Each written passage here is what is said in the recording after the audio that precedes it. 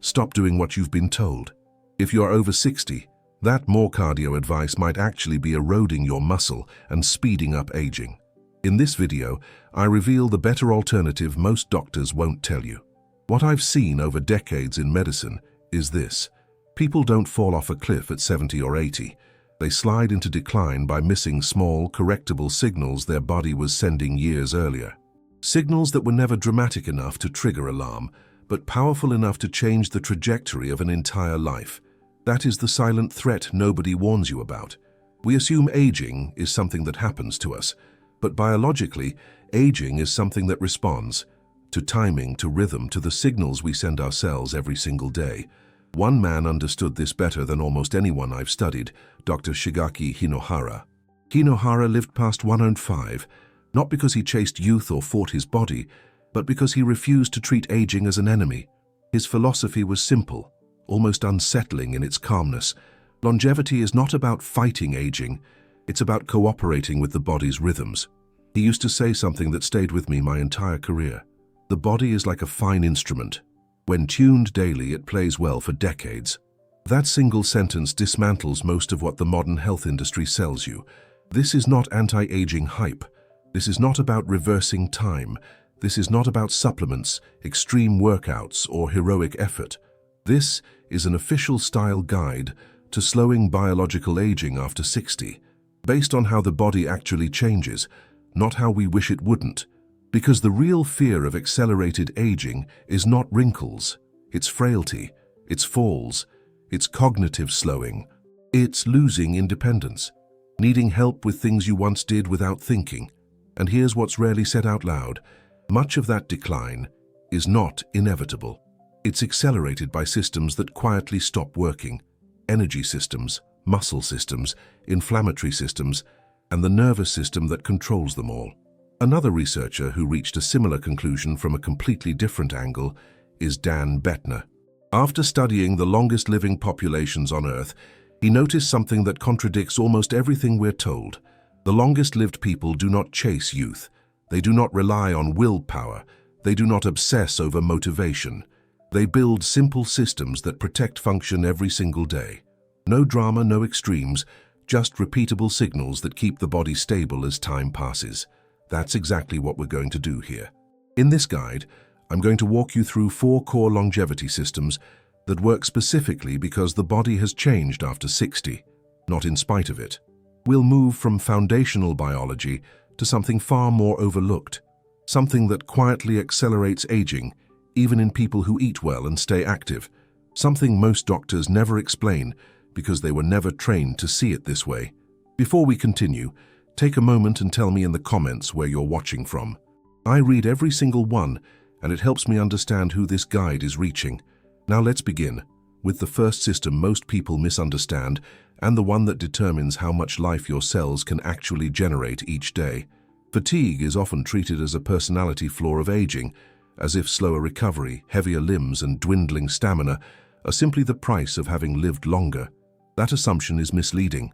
What actually changes after 60 is not motivation or character. It is energy availability at the cellular level. Inside every cell are structures called mitochondria. Their role is simple in description, but enormous in consequence. They convert nutrients and oxygen into usable energy, known as ATP. Every repair process depends on this energy. Muscle maintenance, immune defense, brain signaling, tissue renewal. After 60, both the number of mitochondria and their efficiency decline, not catastrophically, gradually, quietly, enough that energy supply begins to fall just short of daily demand. The result is subtle but pervasive. Recovery takes longer. Muscles respond more slowly. The immune system becomes less decisive. The body still functions, but it no longer has surplus energy to invest in repair. A useful way to picture this is electrical wiring. Your cells are like homes running on old wiring. The lights still turn on, appliances still work, but the current is weaker. Try to run too many systems at once and something flickers. Repairs get postponed. Maintenance is deferred. Daily tasks begin to feel heavier, not because of age itself, but because energy supply no longer matches demand. This is why people often say, "I don't do anything strenuous, but I'm exhausted anyway." The body is not failing, it is rationing. Energy timing becomes more important than energy quantity. Earlier in life, mitochondria were flexible. They tolerated late meals, irregular sleep, and constant stimulation. After 60, that flexibility narrows. Mitochondria become highly sensitive to when signals arrive. Certain patterns consistently support mitochondrial repair cycles. Protein intake earlier in the day aligns with muscle and cellular rebuilding when energy demand is highest. Morning daylight exposure synchronizes internal clocks that regulate mitochondrial turnover. Evening digestive rest protects the nighttime window when cells prioritize repair over processing. When these signals drift out of alignment, mitochondria remain in a semi-active, inefficient state. Energy is produced, but not cleanly. Fatigue accumulates even without exertion. This is why energy decline often precedes visible aging. It is the first system to leak. And when energy leaks, every other longevity system becomes harder to maintain. This brings us to the next layer. Not energy, but structure. The system that determines whether the body remains stable, mobile, and resilient as time advances. As the body ages, decline is often described in fragments. Muscle loss here, bone thinning there, balance issues somewhere else. Each problem is treated as if it exists in isolation. Biology does not work that way. Muscle, bone, and balance are not separate systems. They are a single loop, constantly signaling to one another. When one weakens, the others follow. Not slowly, but in a cascade. Muscle tissue does far more than move joints. When muscle contracts, it sends biochemical signals throughout the body. These signals, called myokines, travel to the bones, the brain, the immune system, and even the pancreas. They influence metabolism, protect neural function, and regulate inflammation. Bone, in turn, responds to these signals. Mechanical loading from muscle contraction stimulates bone remodeling. Without that signal, bone density declines regardless of calcium intake or supplementation. Think of muscle as the battery and bone as the frame. A strong frame with a weak battery cannot function. A powerful battery with a collapsing frame cannot support movement. The system only remains stable when both are regularly engaged. This loop explains a pattern that appears again and again with aging. Leg strength declines slightly, walking speed slows, balance becomes cautious, movement volume drops. Within months, muscle signaling decreases further, and bone remodeling follows. Aging accelerates across multiple systems at once. The most important detail is not intensity, it is frequency. The muscle-bone loop responds to short, repeated signals far more reliably than to occasional exertion. Brief contractions tell the body that structure is still required. Long periods of inactivity tell it the opposite. Certain muscle groups dominate this conversation. The legs and hips determine mobility. Grip strength correlates strongly with overall resilience. When these areas weaken, the body interprets it as a global reduction in functional demand. Exhaustion is not the signal the body listens for. Consistency is. When muscle and bone receive regular confirmation that they are needed, the loop remains active. When that confirmation fades, decline becomes self-reinforcing. This is why loss of strength so often precedes loss of independence. It is not just about movement. It is about the biological message the body receives. And once this loop weakens, another process begins to rise quietly in the background. One that does not announce itself with pain, but reshapes the internal environment in ways that accelerate aging throughout the body. Inflammation is often associated with pain, swelling, or injury. Something you feel, something obvious, something that demands attention. But the most damaging form of inflammation does none of that. After 60, many bodies enter a state known as chronic low-grade inflammation. Researchers often call it inflammaging. It operates below the threshold of pain, which is precisely why it is so destructive. There is no clear signal to respond to, only a gradual erosion of function. At the biological level, this kind of inflammation alters blood vessels, stiffens connective tissue, interferes with muscle repair, and disrupts brain signaling. It increases the background noise inside the body, forcing systems to work harder just to maintain baseline function. Over time, repair becomes inefficient. Healing slows. Strength fades faster than expected. A useful analogy is rust. Inflammation behaves like slow rust, spreading inside a structure. It does not cause immediate collapse. It weakens joints, vessels, and tissues quietly until resilience is lost. By the time symptoms appear, the process has often been active for years. This is why many people experience a puzzling pattern. There is no sharp pain, yet stiffness increases. Small injuries linger. Energy feels inconsistent.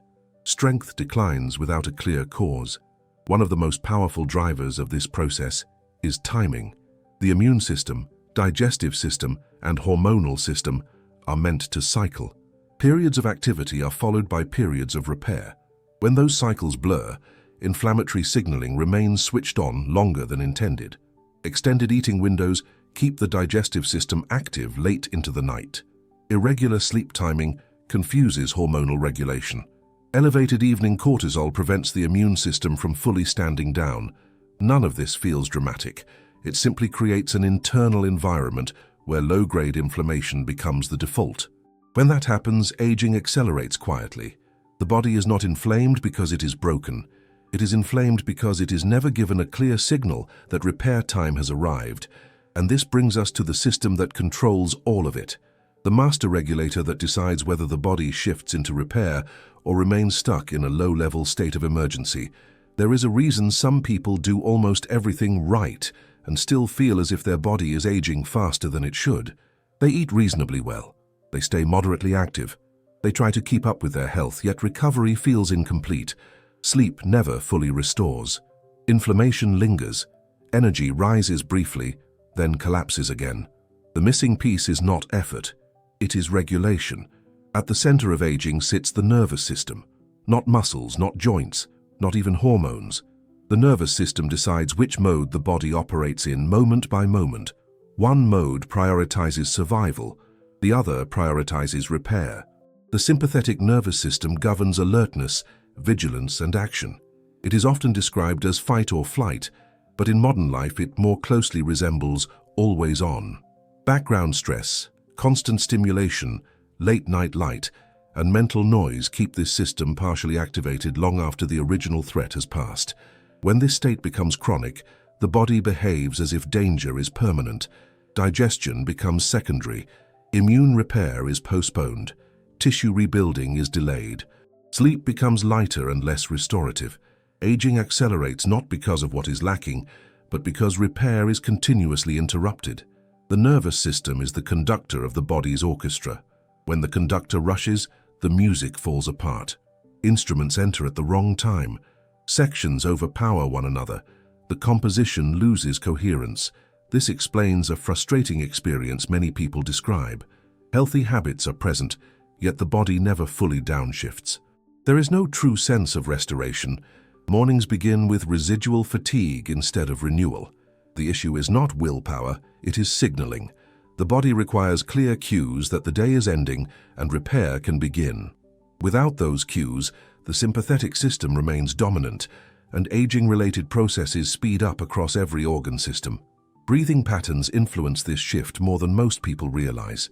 Longer exhalations communicate safety to the nervous system. Light exposure in the evening alters signaling in the brain centers that govern sleep depth and hormone release. Cognitive stimulation late at night keeps the body in a preparatory state rather than a restorative one. When these factors align, the nervous system gradually transitions into its parasympathetic state.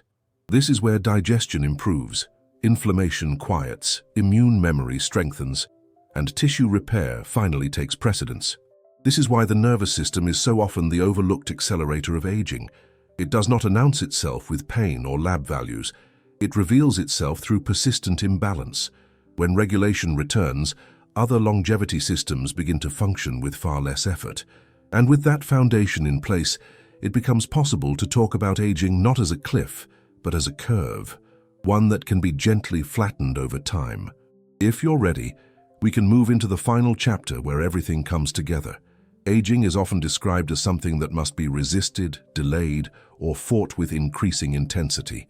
That framing has shaped decades of health advice, much of it well-intentioned, much of it exhausting, and a surprising amount of it ineffective for people past 60. What years of clinical observation consistently reveal is that the body does not age poorly because it lacks effort. It ages poorly when it loses balance, This is where the perspective of Dr. Shigeaki Hinohara carries unusual weight.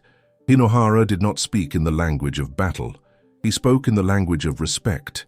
He understood that later life is governed less by intensity and more by precision, less by force and more by timing. His belief that a long life is not extended by force but by balance was not philosophical ornamentation. It was a biological observation.